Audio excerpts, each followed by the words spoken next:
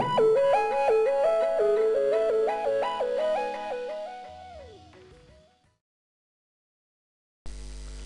pada video tutorial ini kita akan membahas tentang selector jQuery yang sebelumnya sudah saya jelaskan di slide sebelumnya tentang cara pemanggilan jQuery dan untuk memulai jQuery.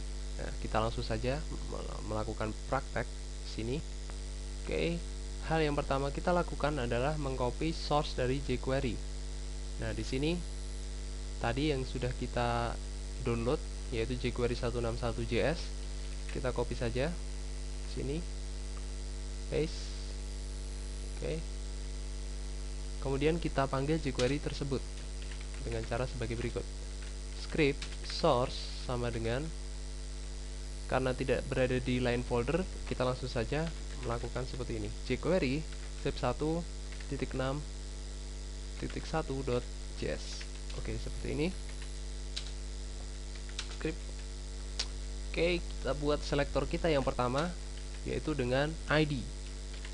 Div ID sama dengan selektor 1 misalnya. Selektor 1 seperti ini. Nah, di sini ini adalah selektor 1. Oke, seperti ini. Kemudian kita mulai mengcoding script jQuery-nya yang sangat simple. Oke, silahkan Anda buat seperti ini untuk mendeklarasikan ready functionnya jQuery dengan cara sebagai berikut.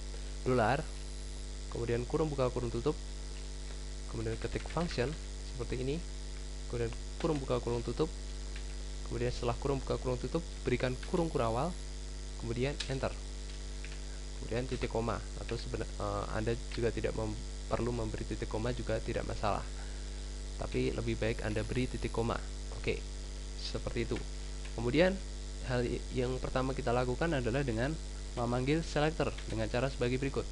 Dolar, kurung buka kurung tutup, kemudian panggil selektornya. Karena ID kita panggil dengan pagar seperti ini, pagar selektor 1.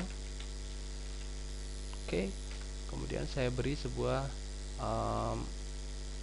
efek dengan CSS. Oke, efek ini nantinya akan saya jelaskan di video tutorial selanjutnya. Oke, di sini CSS saya gunakan di sini, misalnya saya set color blue misalnya. Oke, jadi di sini div ID di sini selektor 1, semua di dalam div tersebut warnanya atau teksnya akan berubah menjadi biru seperti itu. Nah, di sini kita tidak perlu mendeklarasikan CSS, tapi jQuery juga dapat melakukannya. Oke, kita coba run saja, run file. Oke, lihat di sini tulisannya berubah menjadi biru.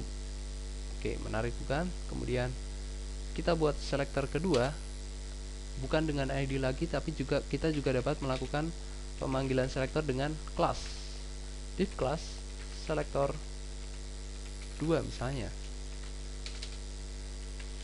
Ini adalah selektor 2 seperti ini. Oke, sebelumnya